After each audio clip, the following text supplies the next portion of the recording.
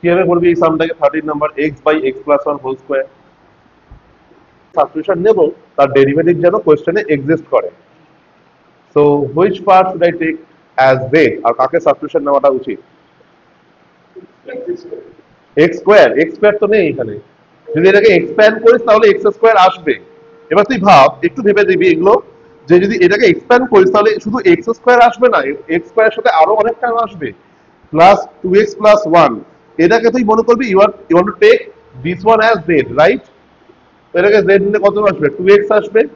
এই যে x টা ওটাকে আবার রিপ্লেস করতে হবে, তাহলে x স্কয়ার কে তুই যদি z নিস তাহলে x হবে রুট z, নিচে আবার রুট চলে আসবে, তাই না? Yes or no?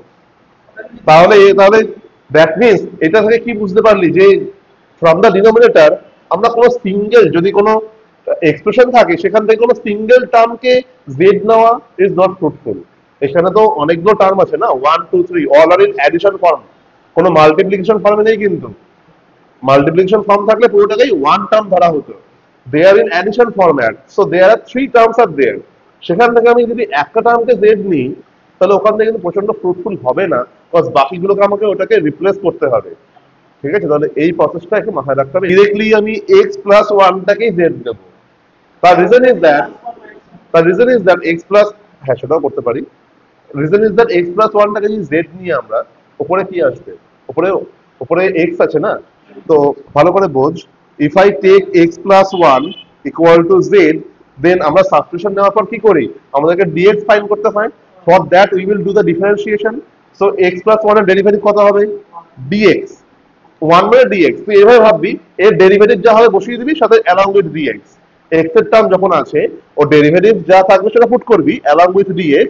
যখন z আছে ওটাকে ডেরিভেটিভ করে যা হবে সেটা বসাবি অ্যালং উইথ dz।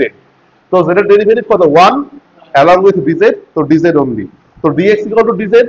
তো এই dx টা এই dz দিয়ে রিপ্লেস হয়ে গেল, right? x will be replaced by, এখান থেকে যদি রিপ্লেস করতে চাই আমি z মাইনাস 1 দিয়ে রিপ্লেস করব। আর x প্লাস 1 হোল স্কয়ারটা কি হবে? ওটা হবে z স্কয়ার। তাহলে ফাইনালি কি দাঁড়ালো আমার কোশ্চেনটা এখন? z minus 1 by z square dz। পারবো না করতে এটাকে ইন্টিগ্রেশন, কি হবে? স্প্লিট করে দেবো, স্প্লিট করে ইন্টিগ্রেশন শেষ। বোঝা গেল? So I am showing you that, আমি দেখিয়ে দিচ্ছি জিনিসটা কিভাবে করা হয়েছে। Just a minute. কাজটা করতে হবে, এটা হচ্ছে মেন কথা। কাজ করতে হবে, but in a lazy way, that means in a smartest way.